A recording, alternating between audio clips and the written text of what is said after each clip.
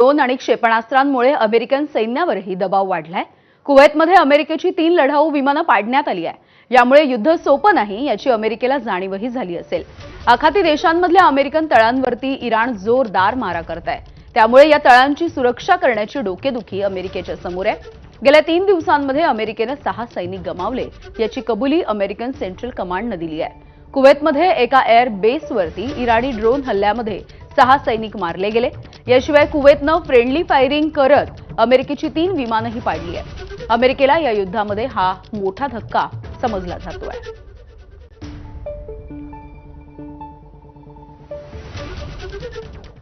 इराणमधल्या युद्धामध्ये मरण पावलेल्यांची संख्या आता 600च्याही वर गेलेली आहे। इराण आणि लेबनॉनमध्ये अमेरिका आणि इस्रायलने हवाई हल्ले केले होते आणि हवाई हल्ले घडवून आणले होते। तेहरान आणि बैरूत या राजधान्यांना अमेरिकेनं चांगलंच लक्ष केलं होतं। अमेरिकेनं आपले जे नागरिक आहेत जे आखाती देशांमध्ये राहतात त्यांना आता त्या देशांमधून तातडीनं बाहेर पडण्याच्या सूचना देखील दिलेल्या आहेत। अमेरिकन नागरिक बाहेर पडताच हे हल्ले आणखी तीव्र होण्याची शक्यता आहे।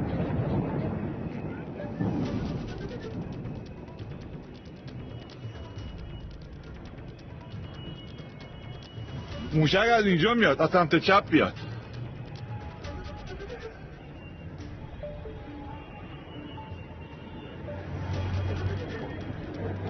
اومد आणि यानंतर पुढची एक मोठी बातमी आपण बघूयात। इस्रायलने लेबनॉनची राजधानी बैरूतवरती मोठ्या हल्ल्याची तयारी केलेली आहे आणि यासाठी त्यांनी नागरिकांना इतर ठिकाणी जाण्याच्या सूचना देखील दिल्या आहेत। दक्षिण बैरूतमधल्या अनेक ठिकाणी अनेक लष्करी इमारतींवरती हल्ला करण्याचं नियोजन देखील इस्रायलने केलंय। या संदर्भातली मोठी बातमी आपण जाणून घेऊयात। दक्षिण बैरूतच्या अनेक लष्करी तळांना लक्ष्य करण्यात आलेलं आहे आणि नागरिकांनी त्या इमारतींपासून दूर राहण्याची सूचना सध्या देण्यात आलेली आहे।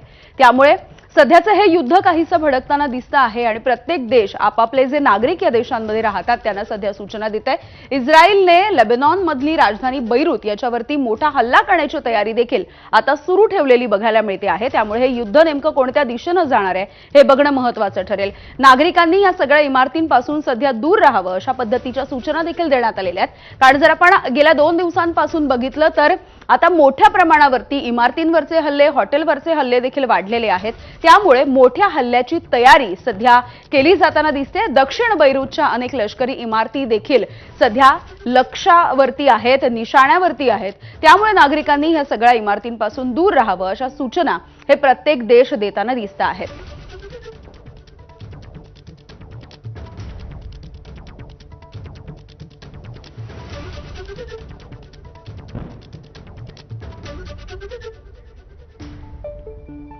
इराकमधील इरबिल भागामधल्या हॉटेलवरती इराणनं ड्रोनच्या माध्यमातून हल्ला केला आणि या हॉटेलमध्ये अमेरिकन सैनिक थांबलेले होते।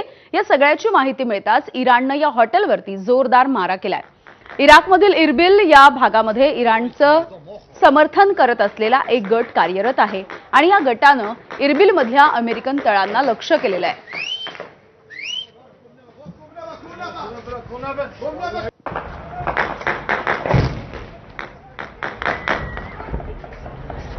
Querido mojo.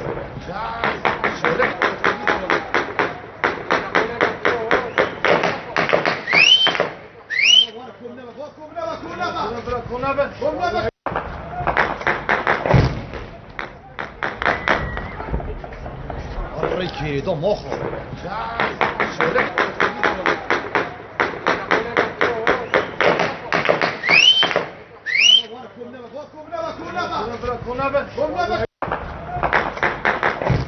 कतारनं देखील या संदर्भातली एक आकडेवारी जारी केली आहे। कतारनं जारी केलेल्या आकडेवारीच्या नुसार आता इराणची 101 क्षेपणास्त्र इंटरसेप्ट करण्यात आली आहेत। कतारच्या संरक्षण खात्यानं ही आकडेवारी जाहीर केली।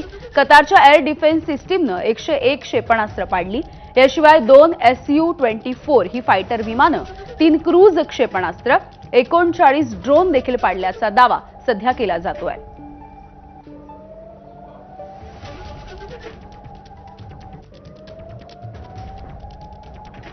ओमानच्या आखातामध्ये तैनात असणाऱ्या इराणची 11 जहाजं ही सध्या बुडवण्यात आलेली आहेत। अमेरिका आणि इस्रायलनं जोरदार मारा केलाय आणि इराणची ही 11 जहाजं सध्या नष्ट करण्यात आली आहेत। ओमानच्या आखातामध्ये इराणी नौदलाची ही जहाजं तैनात करण्यात आलेली होती आणि त्या जहाजांचा वापर हा आखाती देशांवरती समुद्रामधून हल्ला करण्यासाठी करावा असा इराणचा कट होता. मात्र ही जहाजं नष्ट करून सध्या समुद्रामध्ये बुडवण्यात आलेली आहेत.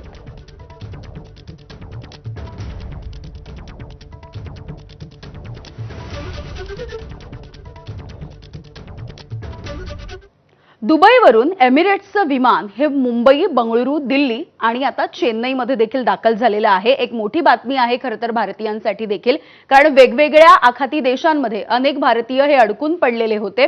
मस्कतवरून 217 प्रवासी हे दिल्लीमध्ये सध्या दाखल झालेत. या संदर्भातली मोठी बातमी आपण बघतोय. दुबईवरून 388 प्रवासी हे सध्या मुंबईमध्ये पोहोचलेले आहेत आणि मस्कतवरून हे विमान दिल्लीमध्ये सध्या दाखल झालेलं आहे.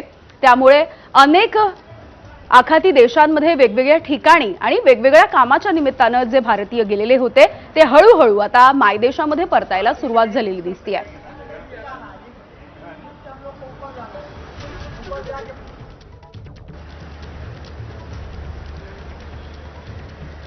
तर दुबई आंतरराष्ट्रीय विमानतळ आणि अल मक्तूम आंतरराष्ट्रीय विमानतळानं काही उड्डाणं पुन्हा एकदा सुरू करण्याची घोषणा केलेली आहे. सध्या काही मोजक्या विमानांना परवानगी देण्यात आलेली आहे.